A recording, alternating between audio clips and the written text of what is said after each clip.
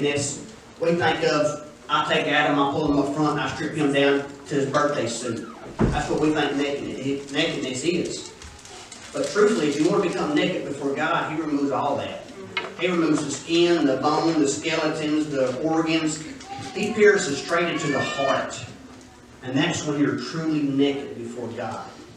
But Satan is the great deceiver, and he uses our nakedness for shame. Everybody ready? Verse 7.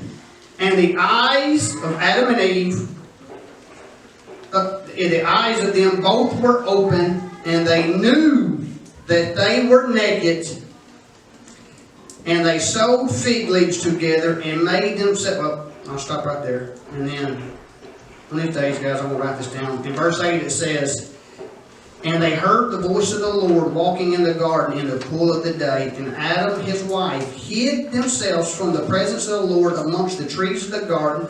And the Lord called unto Adam and said unto him, where art thou? And he said, I heard thy voice in the garden, and I was afraid because I was naked, and I hid myself. In verse 7, you can go to the NIV, the translation of the Passion of something, New Bible out. Anybody know what that one is? The Passionate Bible. I've looked at all of them, and most all of them said the same thing. They were naked and ashamed. Question for everyone in here. Like men. My buddy Kevin here. I'm going to use Kevin and Brittany. So you'll all get this. When Kevin sees Brittany and Brittany sees Kevin, is he ashamed of her nakedness or is he ashamed of his nakedness? Adam knew Eve, right? God said be fruitful and multiply. So what was Adam ashamed of? He was ashamed of his own nakedness, not of his wife's. Because he loved her nakedness, but he was ashamed of his nakedness. Satan is all the time trying to strip us down to our nakedness. And what they did was, they made some leaves to hide their nakedness. I'm going to try to figure out how to use this. Anybody ever been hunting and run out of toilet paper? Any women? You ever used a dry leaf? It just crumbles. Now watch this. To hide their nakedness. Y'all got it in mind now. Get rid of it. I just want y'all to understand. So to hide their nakedness, they took leaves and used fig trees to hide their nakedness. The thing is with a fig tree, with the little fig leaf, it's going to rot and decay, and over they're going to have to try to hide their nakedness. And the thing is, every time they move, they're going to be uncomfortable. And that was the solution that they had to cover their nakedness, to use leaves. Something that would decay, would not be comfortable, could not withstand the weather. But God saw, when He saw their nakedness, what did He do? Go all the way down to verse 20. Go back up here. Verse 21.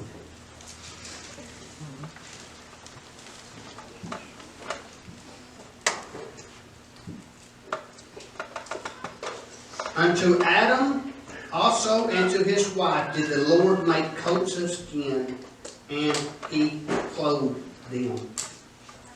God gave them something that could withstand the elements, could withstand what they were walking through, could withstand thorns and stickers when they were moving, because their life had changed.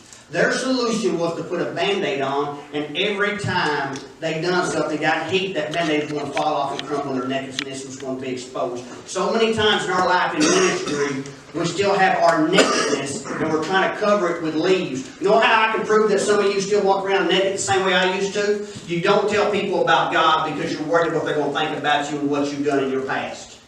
That means you are still naked in your mind. They don't see you that way, but you see yourself that way. You're not worthy enough to tell them about Jesus because you are ashamed of your own nakedness. You're still trying to clothe your nakedness with your leaves. Your leaves will do nothing but wither away and destroy. You'll have to keep going through the cycle over and over and over and over. And you will live your life never ever coming to the voice of God, but always hiding behind a tree because you're scared He sees your nakedness.